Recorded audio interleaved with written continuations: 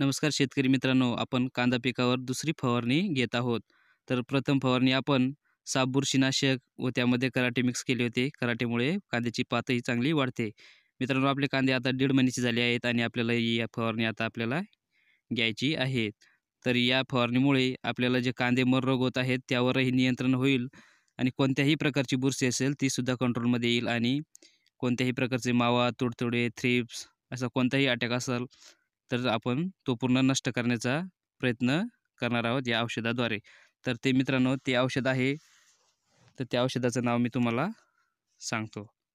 औषधांचे नाव सांगण्यात तत्पूर्वी मित्रांनो, तुम्ही आपल्या चॅनलवर नवीन असाल तर आपल्या चॅनलला सबस्क्राईब करा आणि शेजारील बेल आयकॉन प्रेस करा, जेणेकरून तुम्हाला आपल्या नवनवीन व्हिडिओची माहिती मिळत जाईल. तर मित्रांनो, आपण आपल्या आजच्या व्हिडिओकडे वळूया.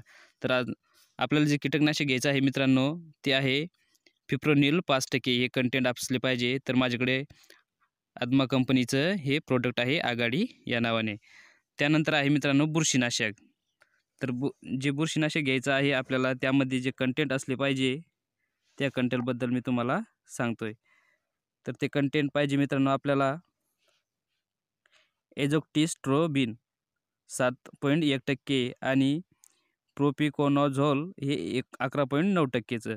तर मित्रांनो हे सुद्धा माझ्याकडे आदमा कंपनीचं आहे अप्रोप्रो या नावाने.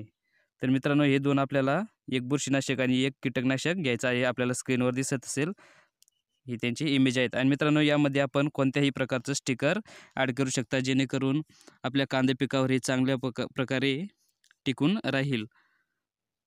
मित्रांनो आपण जे कीटकनाशक घेतलं आहे फिप्रोनिल, यामुळे कुठल्याही प्रकारचा मावा असेल, मावा, तुडतुडा, थ्रिप्स अशा कोणत्याही प्रकारचा जो अटॅक असेल तर तो पूर्ण नायनाट होणार आहे. आणि आपण जे बुरशीनाशक घेतले आहे अप्रोप्रो नावाचं, यामुळे काय होईल तर आपल्या कांद्याची पात जी या सततच्या हवामान बदलामुळे वाकडी झालेली आहे, ती कांद्याची पातही सरळ होईल आणि कांद्याची जी मर होत आहे तेही कंट्रोलमध्ये येईल.